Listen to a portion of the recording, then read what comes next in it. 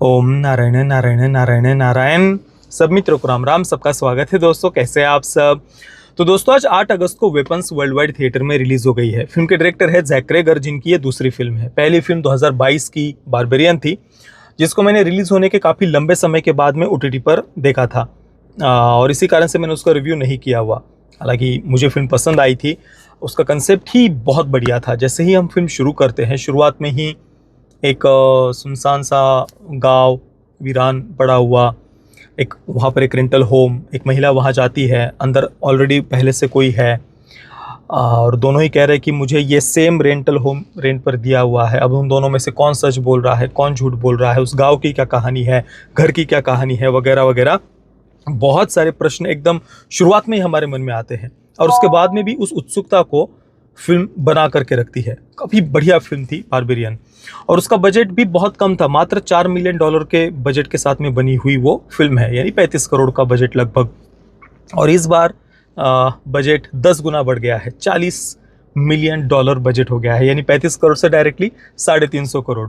इस बार मुझे लगता है कि एक्टर्स की फीस वगैरह में ही ज़्यादा पैसा शायद उनका चला गया होगा। जॉश ब्रोलिन, जूलिया गार्नर यानी ओजाकी, रूथ लैंगमोर और बेनेडिक्ट वोंग, तो ऐसे कुछ बड़े चेहरे हमें इसमें देखने को मिलते हैं और शायद इसी कारण से बजट भी फिल्म का बड़ा होगा।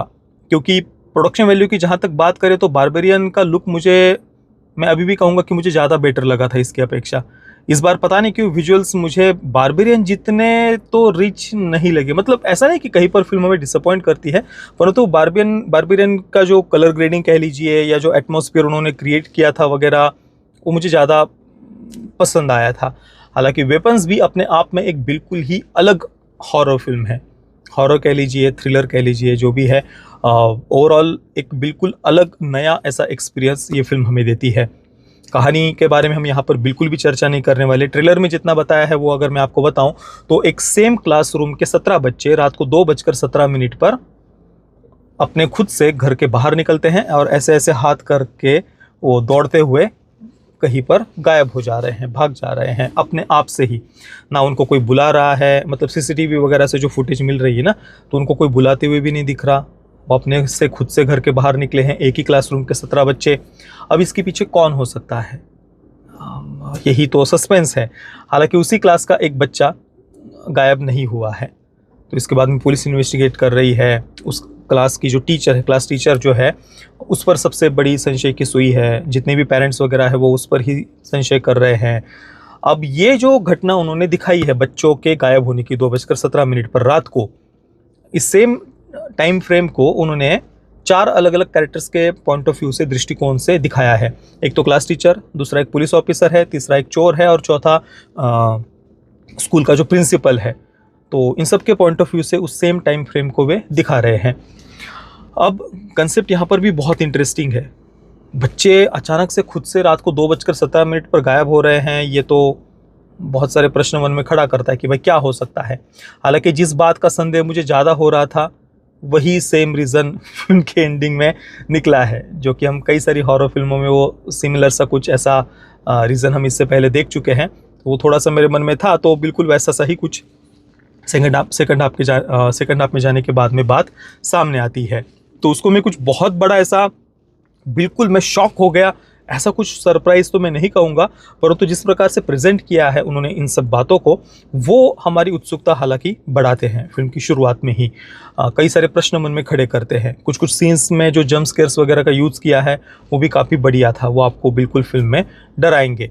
हालांकि ये जो 4 अलग अलग कैरेक्टर्स के पॉइंट ऑफ व्यू से जो दिखाया है, क्रमशः ना दिखाने की जगह पर, तो वो मैं कहूँगा कि मुझे ऐसा लगता है कि एक इन्वेस्टिगेशन के रूप में अगर इस बात को अगर वे दिखाते तो ज़्यादा इंटरेस्टिंग होता, ऐसा मुझे लगता है।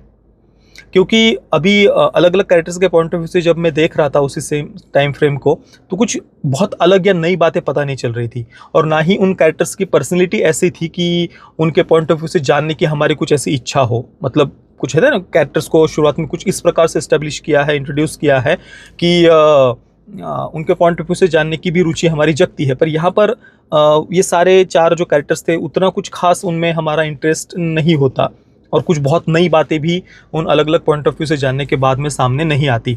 अब जैसे कि कोई मर्डर मिस्ट्री है, तीन चार लोगों पर संदेह है और तीनों चारों अलग अलग अपनी कहानी बता रहे हैं, अपने आप को निर्दोष बता रहे हैं या जो भी हो रहा है। तो वहाँ पर चलो तीन चार लोगों के पॉइंट ऑफ व्यू से जब उस घटना को दिखाया जाता है तब उसका सेंस भी बनता है। अब यहाँ पर जो चार कैरेक्टर्स दिखाए जा रहे हैं उनका डायरेक्टली उस केस के साथ कोई कनेक्शन भी नहीं है, तो जस्ट ऐसे ही कुछ घटनाओं को वो इंटरलिंक एक दूसरे के साथ में जोड़ रहे हैं, उस कारण से उन्होंने इन चार कैरेक्टर्स के पॉइंट ऑफ व्यू से उस घटना को दिखाया है। परंतु फिर भी मैं कहूँगा कि अगर क्रमशः दिखाया गया होता तो शायद मेरे अनुसार ज़्यादा इंटरेस्टिंग होती कहानी। पर अभी भी एक बिल्कुल ही नए प्रकार का एक्सपीरियंस ये फिल्म हमें देती है और बिल्कुल आप इस फिल्म को देख सकते हैं। निराश तो ये फिल्म आपको कहीं से भी नहीं करेगी। और एंडिंग की जहाँ तक बात है, जो बच्चों वाला पार्ट जो उन्होंने दिखाया है वो मेरे अनुसार और ज़्यादा बेटर हो सकता था। मतलब अभी ऐसा लग रहा था कि जस्ट किसी लो बजट फिल्म की तरह ही, पता नहीं, ऐसा मुझे फील हुआ। इसी कारण से मैंने कहा कि बारबेरियन इससे 10 गुना कम बजट था, परंतु फिर भी उसकी प्रोडक्शन वैल्यू मुझे ज़्यादा लगी, वो ज़्यादा रिच लगती है दिखने में फिल्म। पर यहाँ पर वेपन्स का बजट पता नहीं क्यों मुझे पर कम लगा 10 गुना होने के बाद में भी। तो जस्ट यही मेरा ओपिनियन था। आप बिल्कुल फिल्म को देख सकते हैं, एक अलग एक्सपीरियंस देगी। बस ज़्यादा कुछ, बहुत ही ज़्यादा कुछ ऐसे एक्सपेक्टेशंस मत रखना, कुछ कुछ जगहों पर फिल्म बिल्कुल आपको डराएगी। मैं वेपन्स को दूंगा 7.5 out of 10 stars. Parental guidance की कोई भी आवश्यकता नहीं है, ए सर्टिफिकेट के साथ इसे थिएटर में रिलीज़ किया गया है। फिल्म में कोई न्यूडिटी नहीं है, परंतु जो बच्चों वाले जो सीन है, जो वायलेंस है, खून खराबा, फूटा हुआ सर एक जगह पर दिखाया गया है, एंडिंग में एक ही कैरेक्टर को नोचा भी जा रहा है वगैरह, बहुत सारी बातें मैं आपको कुछ रिवील नहीं करूंगा, पर बच्चों की दृष्टि से तो बिल्कुल भी सही नहीं है। बाकी जिन मित्रों ने इस फिल्म को देखा है, आपका अनुभव कैसा रहा मुझे आप नीचे कमेंट में अवश्य बताना। वीडियो देखने के लिए आप सभी मित्रों का बहुत बहुत धन्यवाद। जय श्री राम, वंदे मातरम।